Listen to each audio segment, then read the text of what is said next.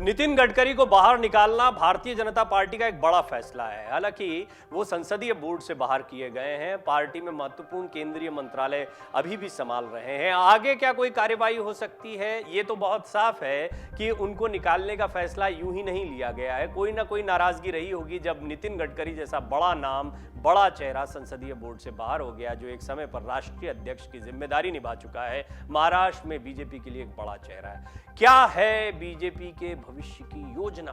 BJP क्या सोच रही है? गडकरी को निकालने के पीछे क्या कोई फ्यूचर प्लानिंग है? इस पर जरा इस रिपोर्ट में कुछ बातों को समझने की, कुछ महत्वपूर्ण बिंदुओं को जानने की कोशिश करते हैं।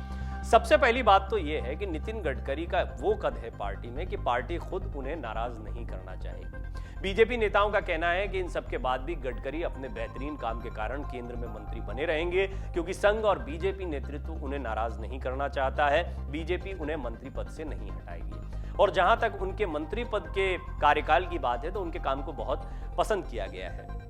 सड़क और परिवहन मंत्री के नाते उन्होंने सड़कों के निर्माण में बहुत तेजी दिखाई है।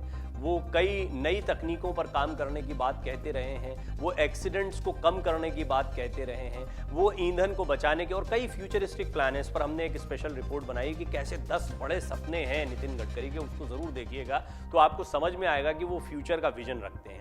कुछ यही विजन प्रधानमंत्री मोदी अपनी तमाम भाषणों के दौरान युवाओं से बातचीत करते हुए, स्टार्टअप्स, इनोवेशन की बात करते हुए कहते रहते हैं। तो कुल मिलाकर अगर विजन काम के लिहाज से देखा जाए तो नितिन गडकरी और प्रधानमंत्री मोदी के विजन में कोई बहुत ज्यादा फर्क देखने को नहीं मिलता है। लेकिन मामला तब उलझ जाता है जब दो एक कद के लोग एक ही पार्टी में आपको दिखाई देते हैं।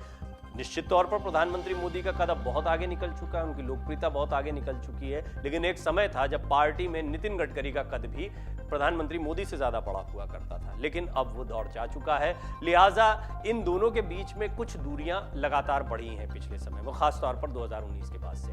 2019 में उनसे एक मंत्रालय छीन लिया गया था, उसके बारे में भी समझ लें। दरअसल 2019 में जब गडकरी दूसरी बार मंत्री बने थे तो उनका पहला विभाग जो शिपिंग और जल संसाधन मंत्रालय था, ये उनसे वापस ले लिया गया था। ये बहुत ही महत्वपूर्ण मंत्रालय था।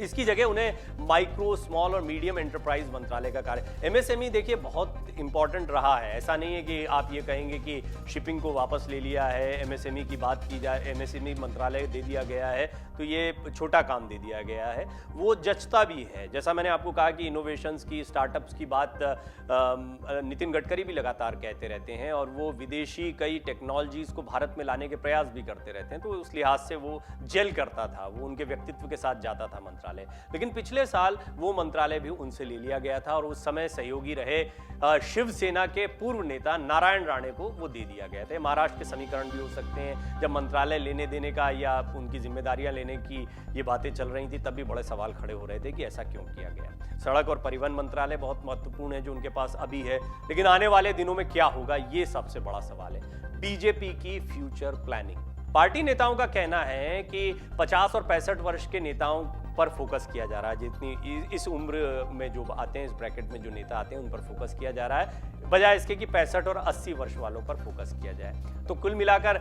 एक तर्क ये दिया जा रहा है कि युवाओं पर फोकस किया जा रहा है। लेकिन देखिए जरा दिलचस्प पहलू देखिए, देवेंद्र फडणवीस को जब केंद्रीय चुनाव समिति में लाते हैं तो ये तर्क सही मालूम पड़ता है। सत्यनारायण जटिया को संसदीय बोर्ड में लेकर आते हैं, शिवराज सिंह चौहान को बाहर कर देते हैं, नितिन गडकरी को बाहर कर देते हैं, तो ये मामला बिल्कुल उलट दिखाई देता है। ये तर्क वहां नहीं फिट बैठता है, क्योंकि वो तो लगभग अघोषित रिटायरमेंट के समय पर चल रहे थे। मार्गदर्शक मंडल में जाने की सत्यनारायण जटिया की तैयारी हो गई थी, लेकिन वो लोगों के बीच एक्टिव हैं, इसमें कोई दो राय नहीं कि उम्र जो है और उसके बजाय फिजिकल फिटनेस, आप कितने एक्टिव, वो ज्यादा महत्व की बात होती है। अंकों में आपकी उम्र क्या है वो मायने नहीं रखती है। फिर भी अब ऐसी खबरें आ रही कि 65 से 80 वर्ष वालों के बजाय 50 से 65 पर ज्यादा फोकस है, यानी फ्यूचरिस्टिक प्लानिंग कर रही है बीजेपी की। अभी उन लोगों को जिम्मेदारियां दी जाएं जो आने वाले समय में बड़ी जिम्मेदारियों को संभाल पाए। पार्टी की विचारधारा के अनुसार भी है। यहां तक कि पार्टी के वरिष्ठ नेता लालकृष्ण आडवाणी को भी बढ़ती उम्र के कारण रिटायर होने को कहा गया था। वो युवा नेतृत्व को चुन रहे हैं ताकि भविष्य के लिए बेहतर नेता तैयार किए जा सकें।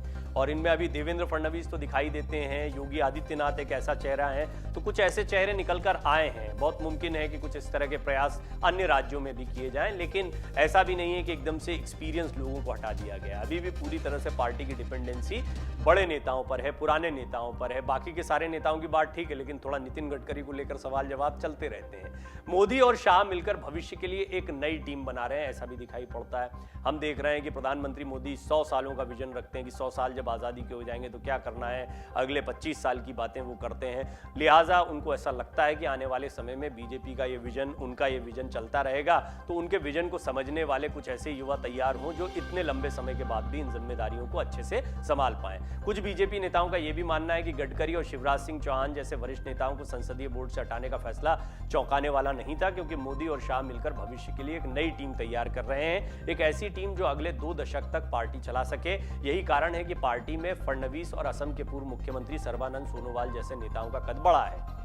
अब ये युवाओं वाली जो बात है या फ्यूचरिस्टिक प्लानिंग है, इसको ऐसे भी समझ सकते हैं कि गडकरी पर किस तरह से देवेंद्र फडणवीस भारी पड़े हैं। बीजेपी नेता देवेंद्र फडणवीस के आगे बढ़ने के पीछे उनकी सफलता को भी कारण बताया जाता है। महाराष्ट्र में राज्यसभा से लेकर विधान परिषद में पार्टी की जीत, इसके अलावा राज्य में एकनाथ शिंदे गुट के साथ मिलकर सरकार बनाना, एनडीए सरकार को अपदस्थ करना उनकी बड़ी उपलब्धियों में गिना गया है। इसके अलावा फडणवीस गोवा के प्रभारी भी थे। यहाँ पर विधानसभा चुनाव में पार्टी को बहुमत हासिल हुआ, बहुत अच्छी जीत मिली है। तो देवेंद्र फडणवीस को एक बात और कही गई थी, ये इस बात को ध्यान रखना चाहिए, मुख्यमंत्री रहे वो पहले, दावेदारी उनकी मजबूत थी, लेकिन इसके बावजूद उन्होंने उप मुख्यमंत्री पद को स्वीकार कर लिया। पार्टी लाइन ये बहुत ही इंपॉर्टेंट चीज है। पार्टी ने कहा कि आपको ऐसा करना है और आपका मन नहीं है, फिर भी आपने उसको कर लिया, तो बाद में पार्टी उसको कंपनसेट करती है या आपको इनाम देती है। नितिन गडकरी कई ऐसी बातें कहे जाते हैं जो पार्टी को भारी पड़ जाती हैं। बेशक वो पार्टी के साथ हैं, वो दीनदयाल उपाध्याय, अटल बिहारी वाजपेयी, लालकृष्ण आडवाणी को याद करते हैं, संघ की विचारधारा के साथ मजबूती के साथ जुड़े हुए हैं, लेकिन कई बयान देते हैं कि कभी कभी लगता है राजनीति छोड़ देना चाहिए,